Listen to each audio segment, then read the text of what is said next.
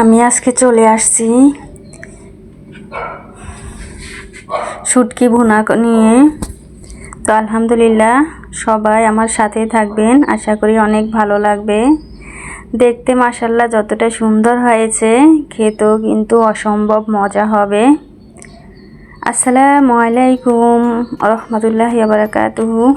তো আমি এখানে কিন্তু শুটকি ভুনার জন্য কোনো মশলা বাটা নেই।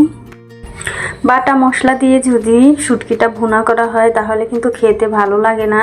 তো আমি এখানে পেঁয়াজ কুচি করে নিয়েছি, আর পরিমাণ মতো একটু বেশি পরিমাণে রসুনটাকে ছেঁচে নিয়েছি। উপরে ছিলকাগুলো ফেলে ভালো করে আমি শিলে ছেঁচে নিয়েছি। আর 1 ঘন্টা আগে হলুদ গুঁড়ো আর মরিচ গুঁড়ো আমি ভিজিয়ে রেখেছি। এভাবে করে যদি ভিজিয়ে রাখা হয় তাহলে বাটা মশলার যেই স্বাদ, যেই ফ্লেভার সেটা কিন্তু পাওয়া যায়। তো আমি শুটকি ভুনা করলে বাটা মরিচটা দেওয়ার চেষ্টা করি। তো আজকে আমার হাতে সময় ছিল না, সেজন্য আমি মশলাটাকে একটু ভিজিয়ে রেখে দিয়ে দিয়েছি। এখন আমি এই তো ভালো করে তেল লবণ দিয়ে কষিয়ে নিয়েছি। এখানে শুটকির সাথে অত বেশি মশলা দিলে কিন্তু খেতে ভালো লাগে না। তো আমি সেই জন্য কোনো মশলা দিইনি, শুধু রসুন পেঁয়াজটাকে কুচিয়ে আর ছেঁচে দিয়েছি, আর লবণ হলুদ মরিচ তেল এগুলোই দিয়েছি। তো আমি শুটকিটাকে ভালো করে গরম পানি দিয়ে ধুয়ে লবণ দিয়ে ধুয়ে পরিষ্কার করে দিয়েছি। তাহলে এভাবে করলে আর কোনো গন্ধ থাকে না। আর এখানে আমি অর্ধেক পরিমাণে টমেটো দিয়েছি। টমেটোটা দিলে কিন্তু খেতে মাশাআল্লাহ ভালো লাগে।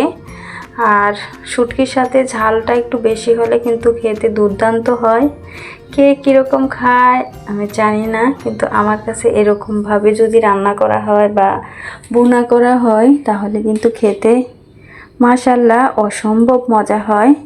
এই যে রসুনগুলো যখন ছেঁচে দেই, এটা যখন খাবারের সময় মুখের ভিতরে পড়ে আলহামদুলিল্লাহ অনেক ভালো লাগে।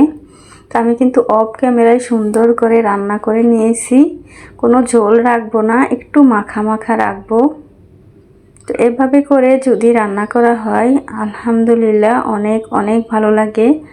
আর আমি সব সময় শুটকিটাকে একটু চুলায় সেকে নেই। সেকে নিলে কিন্তু আর কোনো রকমের কোনো ফরমালিনের সমস্যাগুলো আর থাকে না। তো এই তো আমার কিন্তু রান্না হয়ে গেছে। আমি এখন একটু পরিবেশন করে দেখাচ্ছি। মাশাআল্লাহ দেখতে কতটা সুন্দর হয়েছে। দেখতে যতটা সুন্দর লোভনীয় হয়েছে, খেতেও কিন্তু অসম্ভব মজা হয়েছিল। তো আপনারা কিন্তু একবার হলেও এভাবে বাসায় ট্রাই করতে পারেন। আমি কথা দিচ্ছি নিরাশ হবেন না, আলহামদুলিল্লাহ অনেক অনেক ভালো লাগবে। তো আজকে আমার ভিডিওটা কেমন হয়েছে সবাই অবশ্যই কমেন্ট বক্সে জানাবেন। আর এই তো আমার আসল লুকটা এসেছে। দেখতে কতটা ইয়ামি আর লোভনীয় হয়েছে। দেখতে যতটা সুন্দর হয়েছিল, খেতে কিন্তু তার চেয়ে বেশি মজা হয়েছিল। সবাই ভালো থাকবেন, সুস্থ থাকবেন। আজ এই পর্যন্তই। আল্লাহ হাফেজ। আসসালামু আলাইকুম।